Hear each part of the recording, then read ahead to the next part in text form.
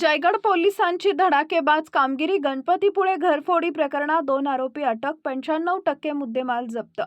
गणपतीपुळे इथं घडलेल्या घरफोडी प्रकरणाचा छडा लावत जयगड पोलिसांनी केवळ 2 दिवसात 2 आरोपींना अटक करून तब्बल 95% मुद्देमाल हस्तगत करण्यात यश मिळवलं आहे. या कारवाईत 2,21,530 रुपये किमतीचे सोन्याचे दागिने व रोख रक्कम जप्त करण्यात आली आहे. ही घटना 26 ते 27 ऑगस्ट 2025 दरम्यान गणपतीपुळे येथील केदारवाडी भागात घडली होती. फिर्यादी वीरेंद्र शांताराम गोसावी वय वर्ष 42 यांच्या घराचं कुलूप तोडून चोरट्यांनी 2,36,200 रुपये किमतीचे दागिने व रोकड लंपास केली होती. या गुन्ह्याची नोंद झाल्यानंतर उपविभागीय पोलीस अधिकारी निलेश माईनवर यांनी घटनास्थळी भेट देऊन तपासाची दिशा ठरवली. सहाय्यक पोलीस निरीक्षक कुलदीप पाटील यांच्या मार्गदर्शनाखाली 2 स्वतंत्र तपास पथकं तयार करण्यात आली. स्थानिक माहिती व सीसीटीव्ही फुटेजच्या आधारे संशयितांचा शोध घेऊन त्यांना ताब्यात घेण्यात आलं. चौकशीत आरोपींचा सहभाग स्पष्ट झाला.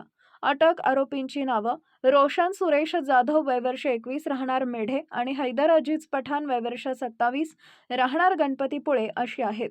विशेष म्हणजे आरोपी हैदर पठाण याच्यावर यापूर्वी रायगड, मुंबई व रत्नागिरी जिल्ह्यात चोरी व घरफोडीचे तब्बल 15 गुन्हे दाखल असल्याचं उघड झालंय.